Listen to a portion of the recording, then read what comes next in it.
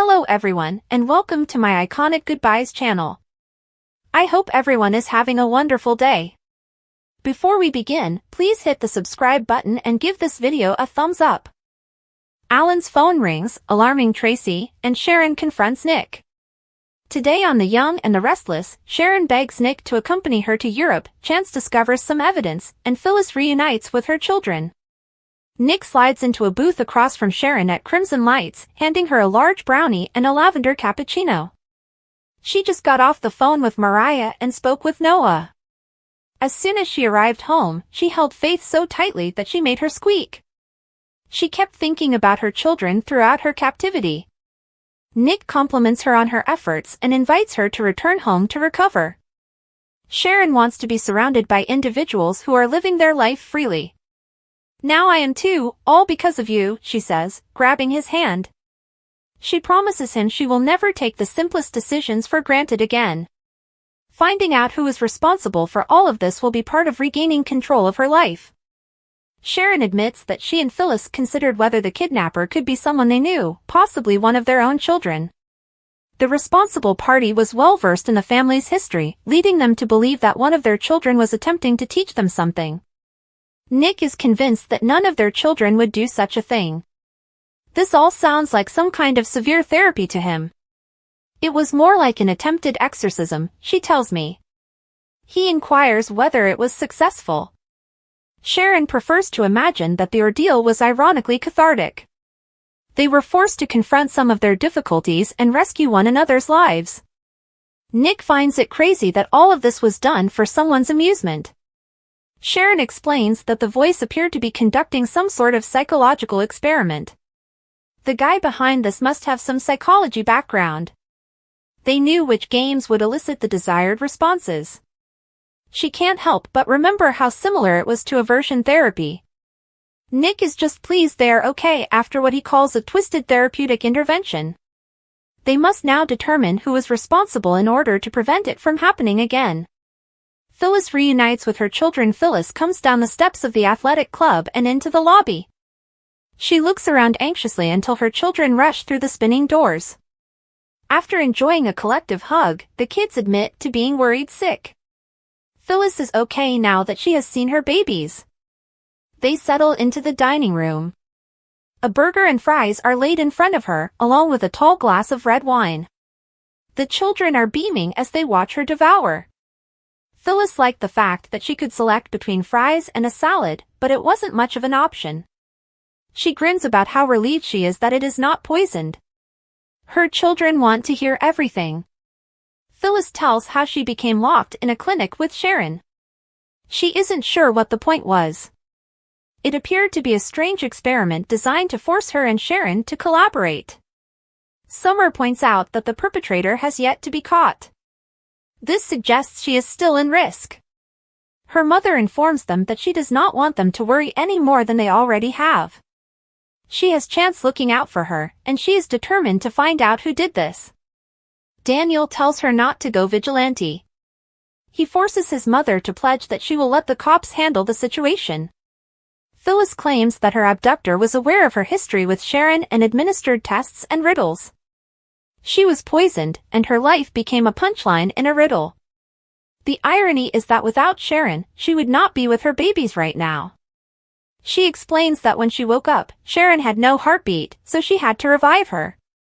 Daniel inquires as to whether they had dealt with any of their mutual resentment. Phyllis reluctantly confesses that they've developed a new appreciation for each other's strengths. Summer doesn't want to bring it up, but she wonders if Ian was involved. Chance reassured her mother that he had been cremated. "This freak has to be found, sooner rather than later," she declares. Sally thinks Billy is a hero at Billy's house. Sally informs him that being given clues to find Sharon and Phyllis makes the entire situation sound like the craziest kidnapping ever. She can't believe he just jumped right into tracking them down. Billy would definitely have done that. He couldn't reject down even the slightest chance of saving Phyllis. He begins beating himself up for believing that Phyllis abandoned him instead of realizing something was wrong. Spectra assures him that this is not his fault, and that her kidnapper must have instructed her to tell her family a lie. She tells him she is relieved he is okay while he drinks. Billy worries that if they had arrived 5 minutes later, Phyllis and Sharon would have been poisoned by gas. To Sally, this all sounds ridiculous. Fortunately, there was a happy ending. Billy is concerned that whomever committed this is still roaming the streets. They can only pray that the cops catch them before anything worse happens to someone else. Billy and Sally discuss saving Phyllis YNR. As Sally massages him, Billy wants he could slam the person who did this to Sharon and Phyllis. But he's content to hang up his hero cape and put on his business jacket. Once he knows Phyllis is okay, he wants to focus on propelling their firm to new heights. Sally caresses his neck, saying he's still a hero even though he's not wearing a cape. They kiss. Billy makes a confession to Phyllis. Phyllis arrives at Billy's house and interrupts him and Sally. She tells them she's fine and everything is nice. She just wanted to talk to Billy. Sally announces that she needs to return to the workplace and swiftly leaves. Phyllis shudders and reveals to Billy that she is not feeling well. She needs her life back, and he is the only person who can help her. As she apologizes, he tells her there is no need, but she insists because she messed up their timetable. Billy reminds her that she has been kidnapped. He tells her to take her time and heal. Phyllis chokes up as she recounts that what helped her in captivity was not only thinking about her children, but also about what Abbott Communications could do. Leaping up, she discusses how they can make things better and create something magnificent. It's vital to her, and she needs it right now. Today, not tomorrow, not the day when I feel better. Please, she begs. This is the only way she can overcome what has been taken from her. Billy is concerned that she will take on more than she can handle right now, but she insists on the enthusiasm and energy. When Phyllis brings up the press release, Billy sheepishly admits that he was an idiot for releasing it without her name attached because he assumed she had gone AWOL on him. He's sorry about it.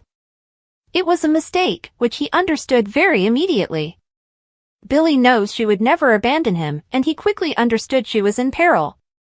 Do you want me to work with you? She inquires, or is this a mercy thing?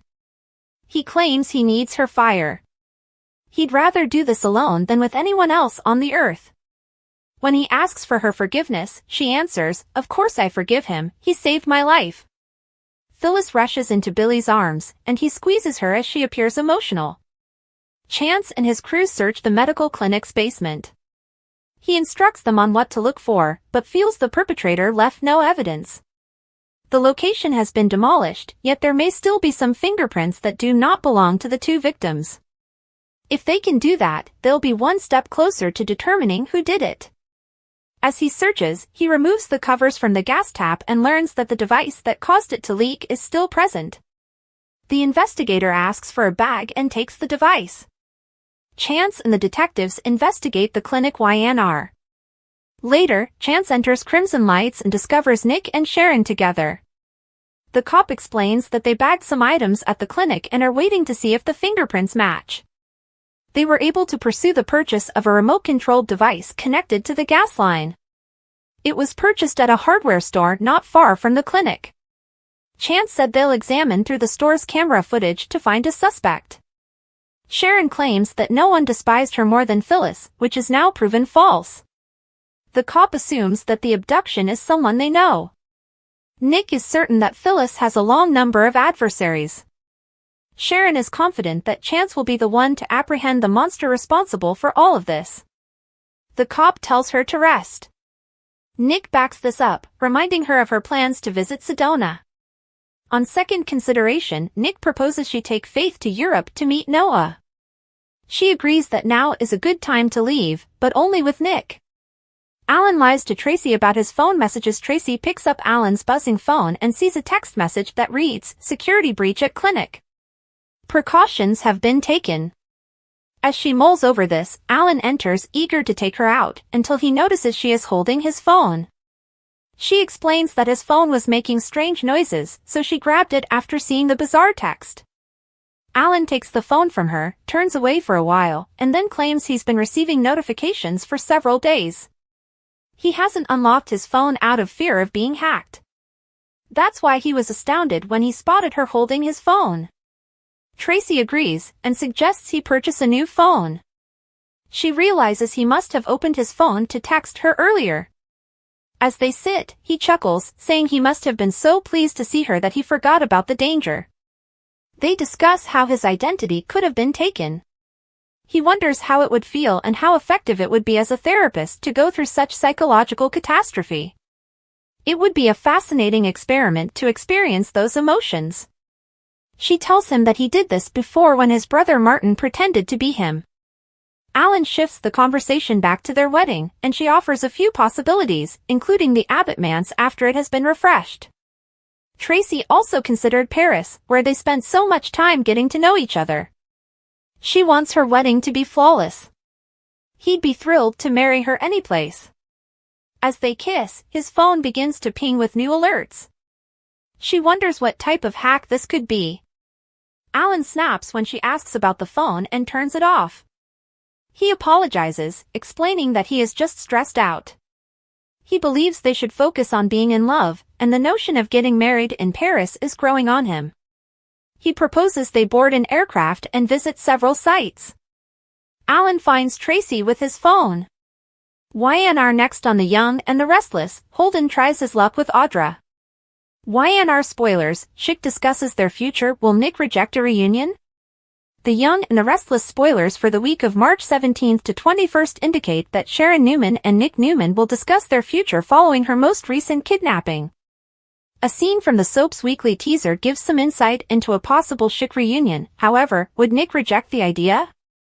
Nick Newman is placed on the spot. The Young and the Restless teaser for March 17th to 21st sees Nick and Sharon at Crimson, sipping coffee and immersed in conversation.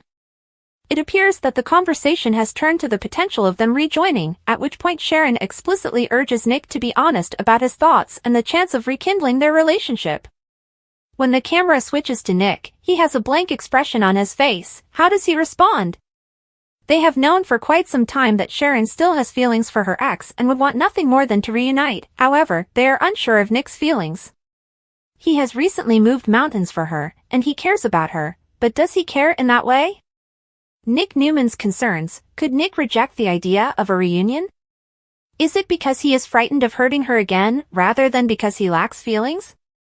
Nick has cheated on Sharon several times over the years, and while one person cannot be blamed for a failed relationship, after all, Sharon has also done some insane stunts. His friendship with Phyllis Summers complicates matters. His relationship with Sharon is always tricky. Nick has had two great loves throughout his life, and due to his passion for both, he has never been able to commit to either. Could this also prevent Nick from committing his heart to Sharon and giving their romance another chance? However, given Phyllis and Billy Abbott appear to be planning their own reunion, perhaps the show's writers will surprise #TeamSchick fans by bringing their beloved super couple back together? Would you like to see Schick reunited? The Young and the Restless spoilers for Wednesday, March 19th, Martin's last resort. Traci needs help. According to The Young and the Restless spoilers on Wednesday, March 19th, Martin Loran alias Alan Loran will face his final option, while Traci Abbott requires assistance. Sharon Newman will also want the truth, so this is what YNR fans can expect. For starters, Traci will consider Alan's suggestion to visit Paris and look into potential wedding venues. Will Traci agree to Alan's unexpected vacation there? Traci will seek guidance from Diane Jenkins Abbott and Jack Abbott in Wednesday's program. That could provide Traci an opportunity to express her concerns about Alan's unusual conduct and impetuous streak. However, Jack and Diane may find no cause to be frightened. Diane and Jack might persuade Traci to take this Paris trip with Alan and simply enjoy the wedding preparation process. Of course, there are legitimate concerns because Alan's mentally unstable twin, Martin, appears to be alive and acting as his brother. Martin's secrets, especially his role in the Havenhurst captivity disaster, could be about to blow up, therefore he may be plotting this Paris escape as a last resort. Traci could face harsh consequences, especially if Martin gets her out of the country. Sharon has asked Nick Newman to join her in Europe, so he will respond at Crimson Lights. Sharon hopes Nick will join her on her trip with Faith Newman so that they can all spend time with Noah Newman. This will spark a more in-depth conversation concerning Sharon and Nick's current situation. Sharon's admission that she occasionally fantasizes about a romantic reunion would make her question if Nick does the same. Sharon will encourage Nick to be open about his emotions, so he must determine how to proceed. Will Nick admit to wanting more than friendship or try to keep things platonic? Sharon will eagerly await Nick's updates, so stay tuned to see if his candor will bode well for their relationship. Across town, it appears that Adam Newman and Chelsea Lawson will finally let passion to take control. All signs point to Chelsea and Adam getting back into bed together, so they'll make more predictions about their happy future. According to the Young and the Restless spoilers, Adam and Chelsea's future appears to be bright right now, but new challenges will arise sooner or later. According to Young and Restless spoilers for Monday, March 17th through Friday, March 21st, Alan's jig is almost up. Victor advises Kyle to wake up and smell the coffee. Billy and Nick try their best for Phyllis and Sharon, respectively. Sorry, Sally, and one couple's desire explodes. Young and Restless spoilers for the week of March 17th. On Monday, March 17th, Sharon asks Nick to fly to Europe. Alan's phone scares Traci, and Phyllis ends up in Billy's embrace. Alan, you have some splainin' to do, and you better do it quickly, because Traci wants answers. Speaking of the insane therapist and his fiancée, Restless rant. Traci's life is in risk. Plus, the most agonizing Young and Restless narrative to watch right now, and old passions rekindled. As Billy learns more about Phyllis, Nick devises a plan to assist Sharon. Looking for more information on this week's events? Check out the Chic reunion. Watch the latest teaser video here. Young and Restless spoilers for Tuesday, March 18th. In the recap, Kyle discovers Victor's actual plan, Damien and Nate travel to Chicago, and Lily becomes suspicious.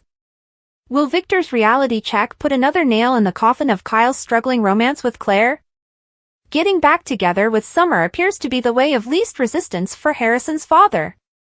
While Lily sensibly concerns Damien's intentions, Holden tries his luck with Audra. Is she really willing to compromise her relationship with Nate for the Genoa City newcomer? Michelle Stafford says, that's a wrap. Young and Restless spoilers for Wednesday, March 19th. After Traci's shock from her significant other, Jack and Diane offer her counsel and support. If only they knew the whole tale. Nick gets an unexpected invitation. Something tells us he'll say yes, too. They certainly took a convoluted route back to each other. But now it's time to get the fire extinguisher because Adam and Chelsea are about to fight. So twisted. The truth about Alan may be stranger than you ever imagined. Young and Restless spoilers for Thursday, March 20th. Despite March Madness preempting the episode, you can still get your fix with our photo gallery of the show's best pairings. Young and Restless spoilers for Friday, March 21st. March Madness returns to preempt the show. With time on your hands, you might want to consider all the options for a new love affair for Don Diamond's Young and Restless character, or, more specifically, his bold and beautiful character Bill. Now that she has been saved, Phyllis is ready to find a new love partner. Thanks for watching. If you like this video, so please don't forget to subscribe my channel and don't miss any update.